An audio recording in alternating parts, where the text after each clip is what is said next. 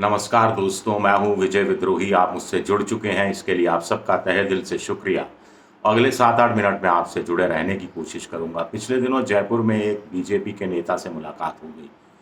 कहने लगे कि ईमानदारी से कि कांग्रेस 5-6 सीटों पर टक्कर में है, 2-3 सीटों में तो बहुत भयंकर टक्कर दे रही है, लेकिन सीटें सभी की सभी 25 की 25 बीजेपी जीतेगी। मैंने कहा वो क्यों? तो कहने लगे कि देखिए, पिछली बार बीजेपी ने भारी अंतराल से सीटें जीती थी। सुभाष भेड़िया वाली भीलवाड़ा की सीट 6 लाख के अंतर से, राजकुमारी दिया 5.5 लाख के अंतर से, कुछ और नेता 4 लाख के अंतर से, 16 से ज़्यादा सीटें तो 2 लाख के ज़्यादा अंतर से जीती थी। तो ऐसे में कांग्रेस टक्कर दे रही है और ज़्यादा भी टक्कर देगी तो भी पिछली बार का जो हार का मार्जिन है उसको कितना कम कर लेगी? 1 लाख कम कर लेगी, 1.5 लाख कम कर लेगी। जो सीट हम 3 लाख से जीते थे 1 लाख से जीत जाएंगे, इससे नीचे तो नहीं जाएगा आंकड़ा। मैंने कहा भाई, राजनीति तो संभावनाओं का खेल है, संभावनाएं ऐसी बन भी सकते हैं। फिर मैंने उनको तर्क दिया कि इस हिसाब से देखा जाए तो दौसा की सीट तो आप गंवा रहे हैं।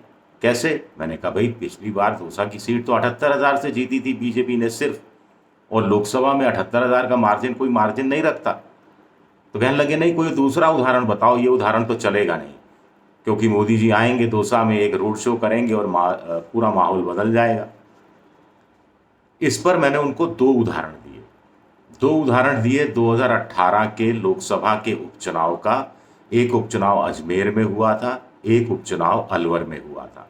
अब देखिए दोस्तों, 2014 में मोदी की सरकार बनी थी और 2018 में उपचुनाव हुआ। तब तक मोदी के खिलाफ किसी तरह की एंटी इनकम्बेंसी नहीं थी। मोदी का जलवा देश भर में कायम था, जलवा तो अभी भी कायम है। बीजेपी के पक्ष में पूरी तरह से एक तरफा माहौल बना हुआ था। कांग्रेस के हौसले बुरी तरह से पस्त थे। लेकिन अजमेर में क्या हुआ, अलवर में क्या हुआ, ये चौंकाने वाला है। मैंने जब बताया तो नेताजी के माथे पर ऐसे पसीने आ गए, ऐसे पसीना पहुंचने लगे जैसे मैं पसीना पहुंच रहा हूं। अब हुआ कहानी क्या है, मैं आपको दोनों की बताता हूं। पहले बात करते हैं अजमेर की।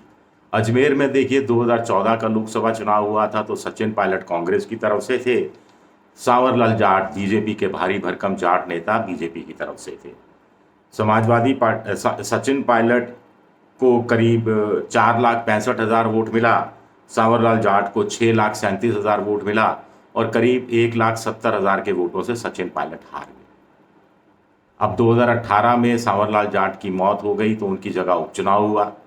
बीजेपी ने वहाँ पर अपना उम्मीदवार घोषित किया और कांग्रेस की तरफ से रघु शर्मा थे।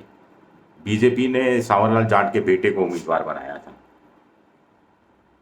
अब उस समय सचिन पायलट चुनाव लड़ने से कुछ लोग कहते हैं कतरा गए, डर गए। उनको लगा कि 1.25 लाख के वोटों से अंतर हारे थे तो 4 साल में ऐसा क्या हम रिकवर कर पाएंगे। लेकिन कांग्रेस ने रघु शर्मा को उतारा और रघु शर्मा आप जानते हैं कितने वोटों से जीते? 84,000 वोटों से जीते। यानी कांग्रेस ने सचिन पायलट की जो 1,71,000 वोटों से हार थी उस अंतर को पाटा और 84,000 वोट ऊपर से हासिल किए। यानी करीब करीब 2.5 लाख वोट अपने पक्ष में कर लिए। समझ गए आप? तो मैंने कहा ये उदाहरण देखिए आप, तो थोड़े से चौंके। उसके बाद मैंने कहा चलिए अलवर की बात कर लेते हैं। अलवर में 2014 में बीजेपी की तरफ से बाबा चांदनाथ थे।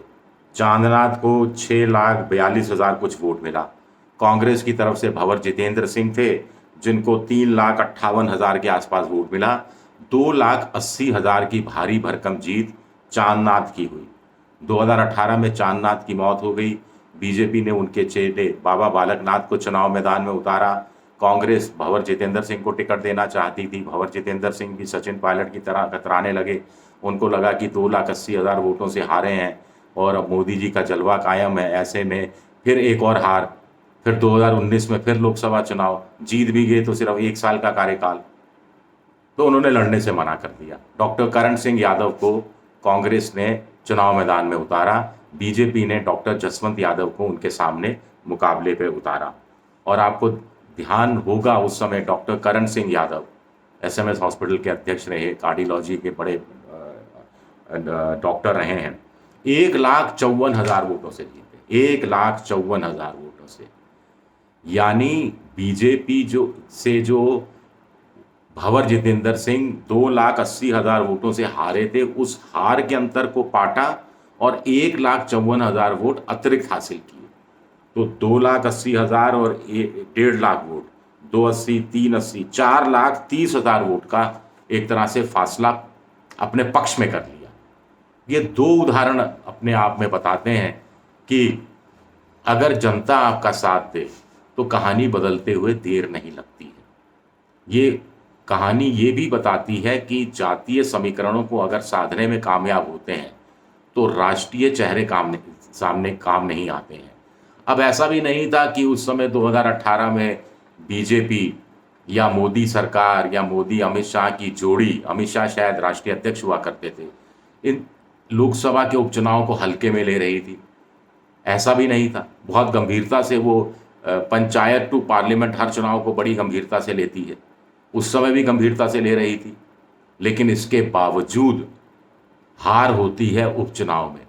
अब 2018 में अगर 2-2, 2.5 लाख के वोट के अंतर को पाट कर कांग्रेस जीत सकती है, तो 2024 में जब मोदी का जलवा उतना नहीं है, 10 साल की शासन की एंटी इनकम्बेंसी है, स्थानीय कारण है, कांग्रेस में थोड़ी एकता दिख रही है, थोड़ी मजबूती दिख रही है। कहा जा रहा है कि कांग्रेस जाट, दलितों और मुसलमानों का एक नया समीकरण बनाने में लगी है। कहा जा रहा है कि राजपूत कहीं ना कहीं, जो कायम खानी राजपूत है, चारण राजपूत है, जो गैर राजघरानों का राजपूत है, वो अपने आप को थोड़ा उपेक्षित महसूस कर रहा है। किसानों का गुस्सा सामने आ रहा है, महंगाई, बेरोजगारी, आर्थिक विषमता जैसी चीज़ें हैं। तो क्या इतने सारे प्लस पॉइंट कांग्रेस के पक्ष में दिख रहे हैं, तो उसके आधार पर क्या कांग्रेस 2, 3, 4 सीटें भी निकालने में कामयाब नहीं हो पाएगी क्या? अपने आप में एक बड़ा सवाल उठता है। शुक्रिया मेरा ये वीडियो देखने के लिए। पसंद आए तो लाइक कीजिए, सब्सक्राइब कीजिए, शेयर कीजिए। आप मेंबरशिप ड्राइव में जा सकते हैं, मेरी आर्थिक मदद की कोशिश कर सकते हैं, और बेल जैसी आकृति, घंटी जैसी आकृति दबा दीजिए ताकि नया वीडियो आए तो तत्काल आपको जानकारी मिल जाए। विद्रोही 7 के नाम से मैं ट्विटर पर हूँ, एक्स पर हूँ, और फेसबुक पर मेरा पेज है विजय विद्रोही पेज, जहाँ आप मुझे फॉलो कर सकते हैं। शुक्रिया, बहुत बहुत शुक्रिया।